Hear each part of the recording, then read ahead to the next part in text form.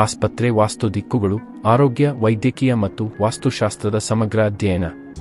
ಪ್ರೀತಿಯ ವೀಕ್ಷಕರೇ, ಇಂದಿನ ಆಧುನಿಕ ಯುಗದಲ್ಲಿ ಆಸ್ಪತ್ರೆಗಳು ಕೇವಲ ಚಿಕಿತ್ಸಾ ಕೇಂದ್ರಗಳಾಗಿಲ್ಲ, ಅವು ರೋಗಿಗಳಿಗೆ ಹೊಸ ಜೀವನವನ್ನು ನೀಡುವ ಪವಿತ್ರ ಸ್ಥಳಗಳಾಗಿವೆ.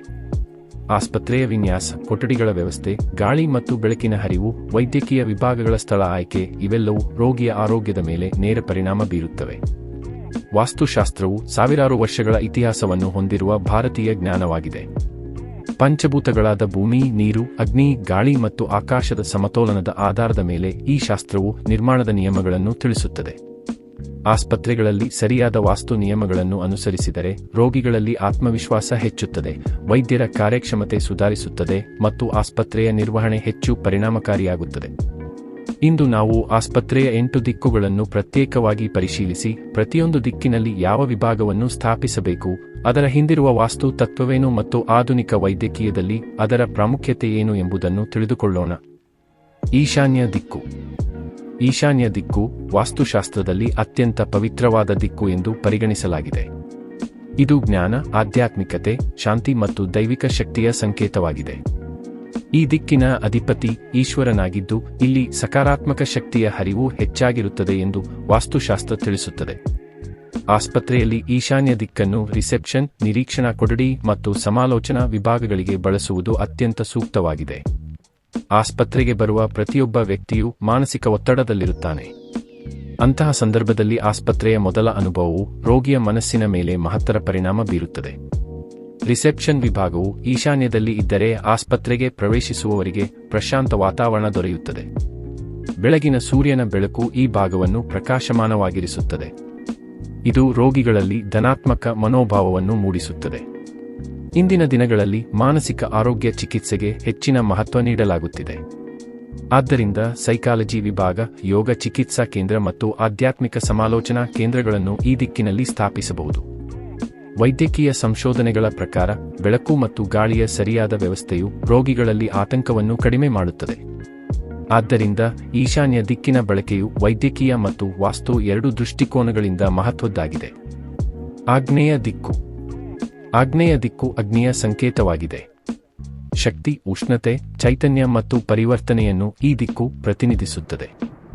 ಆಸ್ಪತ್ರೆಗಳಲ್ಲಿ ಈ ದಿಕ್ಕನ್ನು ಔಷಧಾಲಯ, ಆಹಾರ ತಯಾರಿಕಾ ವಿಭಾಗ ಮತ್ತು ಆಸ್ಪತ್ರೆಯ ಅಡುಗೆ ಮನೆಗೆ ಬಳಸುವುದು ಅತ್ಯಂತ ಸೂಕ್ತವಾಗಿದೆ.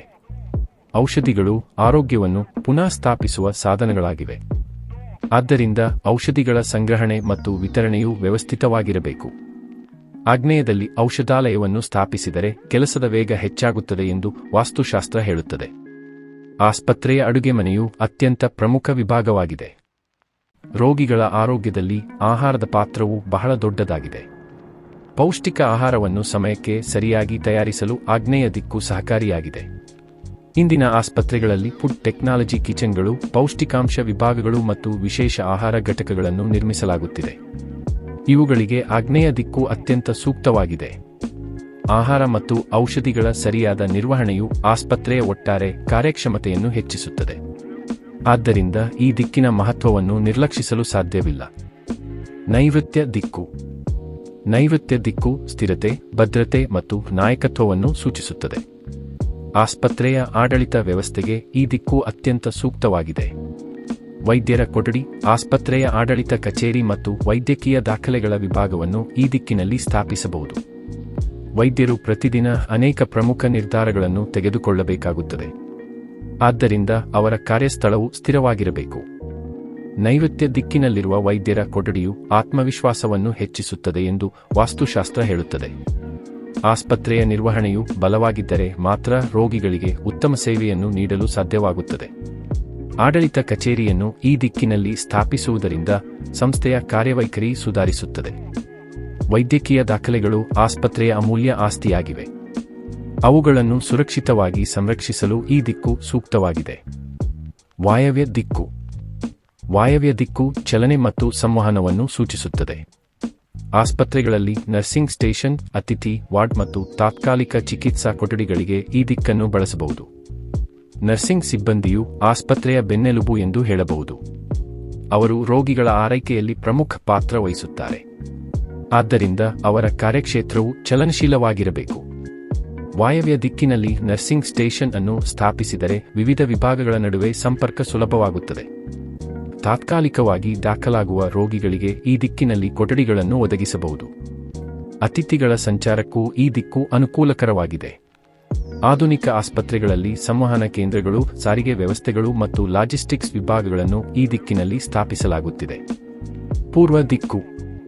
ಪೂರ್ವ ದಿಕ್ಕು ಸೂರ್ಯೋದಯದ ದಿಕ್ಕಾಗಿದೆ. ಇದು ಹೊಸ ಆರಂಭ, ಬೆಳಕು ಮತ್ತು ಪ್ರಗತಿಯನ್ನು ಸೂಚಿಸುತ್ತದೆ. ಆಸ್ಪತ್ರೆಗಳಲ್ಲಿ ಮುಖ್ಯ ಪ್ರವೇಶದ್ವಾರ, ತುರ್ತು ಚಿಕಿತ್ಸಾ ವಿಭಾಗದ ಪ್ರವೇಶ ಮತ್ತು ಶಸ್ತ್ರಚಿಕಿತ್ಸಾ ವಿಭಾಗದ ಪ್ರವೇಶವನ್ನು ಪೂರ್ವ ದಿಕ್ಕಿನಲ್ಲಿ ಸ್ಥಾಪಿಸುವುದು ಉತ್ತಮ. ಬೆಳಗಿನ ಸೂರ್ಯನ ಬೆಳಕು ಆರೋಗ್ಯಕ್ಕೆ ಪ್ರಯೋಜನಕಾರಿಯಾಗಿದೆ. ಆದ್ದರಿಂದ ಆಸ್ಪತ್ರೆಯ ಪ್ರವೇಶದ್ವಾರವು ಪ್ರಕಾಶಮಾನವಾಗಿರಬೇಕು.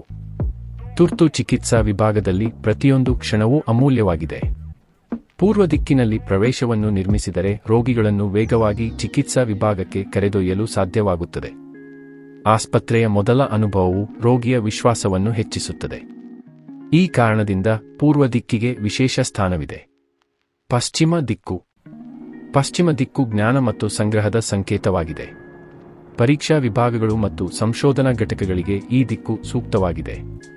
ರಕ್ತ ಪರೀಕ್ಷಾ ವಿಭಾಗ, ಎಕ್ಸ್ರೇ ಕೊಠಡಿ ಮತ್ತು ರೋಗನಿರ್ಣಯ ಪ್ರಯೋಗಾಲಯಗಳನ್ನು ಈ ದಿಕ್ಕಿನಲ್ಲಿ ಸ್ಥಾಪಿಸಬಹುದು. ಆಧುನಿಕ ವೈದ್ಯಕೀಯದಲ್ಲಿ ಪರೀಕ್ಷಾ ವರದಿಗಳು ಅತ್ಯಂತ ಮುಖ್ಯವಾಗಿವೆ. ಸರಿಯಾದ ರೋಗನಿರ್ಣಯವಿಲ್ಲದೆ ಚಿಕಿತ್ಸೆಯನ್ನು ಆರಂಭಿಸಲು ಸಾಧ್ಯವಿಲ್ಲ. ಪ್ರಯೋಗಾಲಯಗಳಲ್ಲಿ ನಿಖರತೆ ಅತ್ಯಂತ ಮುಖ್ಯವಾಗಿದೆ.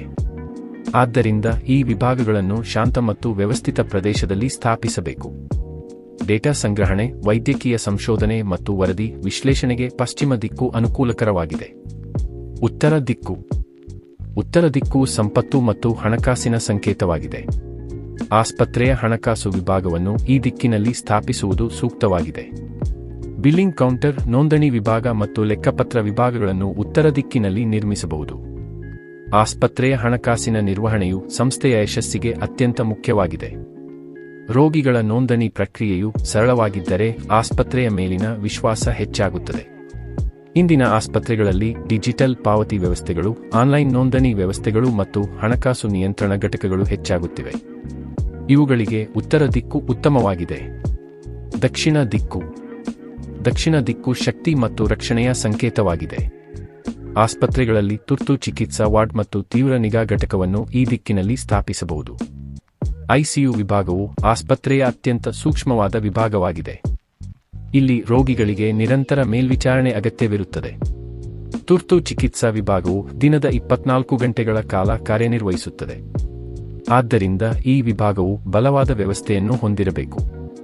ದಕ್ಷಿಣ ದಿಕ್ಕಿನಲ್ಲಿ ತಾತ್ಕಾಲಿಕ ಚಿಕಿತ್ಸಾ ಕೇಂದ್ರಗಳನ್ನು ನಿರ್ಮಿಸುವುದರಿಂದ ವೈದ್ಯಕೀಯ ಸೇವೆಗಳನ್ನು ವೇಗವಾಗಿ ಒದಗಿಸಲು ಸಾಧ್ಯವಾಗುತ್ತದೆ. ತುರ್ತು ಪರಿಸ್ಥಿತಿಗಳಲ್ಲಿ ಸಮಯವೇ ಜೀವವನ್ನು ಉಳಿಸುತ್ತದೆ. ಆದ್ದರಿಂದ ಈ ದಿಕ್ಕಿನ ಬಳಕೆಯು ಅತ್ಯಂತ ಮಹತ್ವದ್ದಾಗಿದೆ. ಬ್ರಹ್ಮಸ್ಥಾನದ ಮಹತ್ವ. ಆಸ್ಪತ್ರೆಯ ಮಧ್ಯಭಾಗವನ್ನು ಬ್ರಹ್ಮಸ್ಥಾನ ಎಂದು ಕರೆಯಲಾಗುತ್ತದೆ. ಈ ಪ್ರದೇಶವನ್ನು ಸಾಧ್ಯವಾದಷ್ಟು ತೆರೆದ ಮತ್ತು ಸ್ವಚ್ಛವಾಗಿಡಬೇಕು. ಮಧ್ಯಭಾಗದಲ್ಲಿ ಭಾರವಾದ ಯಂತ್ರಗಳು ಅಥವಾ ಅನಗತ್ಯ ವಸ್ತುಗಳನ್ನು ಇರಿಸಬಾರದು. ರೋಗಿಗಳ ಸಂಚಾರ, ವೈದ್ಯರ ಚಲನೆ ಮತ್ತು ಸಿಬ್ಬಂದಿಯ ಕಾರ್ಯಚಟುವಟಿಕೆಗಳು ಸುಗಮವಾಗಿ ನಡೆಯಲು ಬ್ರಹ್ಮಸ್ಥಾನವು ಸಹಾಯ ಮಾಡುತ್ತದೆ. ಆಸ್ಪತ್ರೆ ನಿರ್ಮಾಣದಲ್ಲಿ ಗಮನಿಸಬೇಕಾದ ಅಂಶಗಳು: ಸಾಕಷ್ಟು ನೈಸರ್ಗಿಕ ಬೆಳಕು ಇರಬೇಕು, ಗಾಳಿಯ ಹರಿವು ಸರಿಯಾಗಿರಬೇಕು, ತುರ್ತು ಚಿಕಿತ್ಸಾ ವಿಭಾಗಕ್ಕೆ ಸುಲಭ ಪ್ರವೇಶ ಇರಬೇಕು, ರೋಗಿಗಳಿಗಾಗಿ ವಿಶಾಲವಾದ ನಿರೀಕ್ಷಣಾ ಕೊಠಡಿ ಇರಬೇಕು, ಸೋಂಕು ನಿಯಂತ್ರಣಕ್ಕೆ ವಿಶೇಷ ಗಮನ ನೀಡಬೇಕು, ವೈದ್ಯಕೀಯ ತ್ಯಾಜ್ಯ ನಿರ್ವಹಣೆಯು ವೈಜ್ಞಾನಿಕವಾಗಿರಬೇಕು. ಒಟ್ಟಾರೆ ಗೃಹದಲ್ಲಿ ವಾಸ್ತು ಆರೋಗ್ಯ, ಶಿಕ್ಷಣ ಮತ್ತು ಶಾಂತಿಯನ್ನು ಹೆಚ್ಚಿಸುತ್ತದೆ. ವ್ಯವಹಾರದಲ್ಲಿ ವಾಸ್ತು ನಿರ್ವಹಣೆ ಲಾಭ ಮತ್ತು ಗ್ರಾಹಕರ ವಿಶ್ವಾಸವನ್ನು ಹೆಚ್ಚಿಸುತ್ತದೆ. ಆಸ್ಪತ್ರೆಗಳಲ್ಲಿ ವಾಸ್ತು ರೋಗಿಗಳ ವಿಶ್ವಾಸವನ್ನು ಬಲಪಡಿಸುತ್ತದೆ ಮತ್ತು ವೈದ್ಯಕೀಯ ಸೇವೆಗಳ ಗುಣಮಟ್ಟವನ್ನು ಸುಧಾರಿಸಲು ಸಹಾಯ ಮಾಡುತ್ತದೆ. ಆಧುನಿಕ ಯುಗದಲ್ಲಿ ತಂತ್ರಜ್ಞಾನ ಮತ್ತು ವಾಸ್ತು ಎರಡರ ಸಮನ್ವಯವು ಉತ್ತಮ ಆರೋಗ್ಯ ಸೇವೆಗಳನ್ನು ಒದಗಿಸಲು ಸಹಕಾರಿಯಾಗಿದೆ.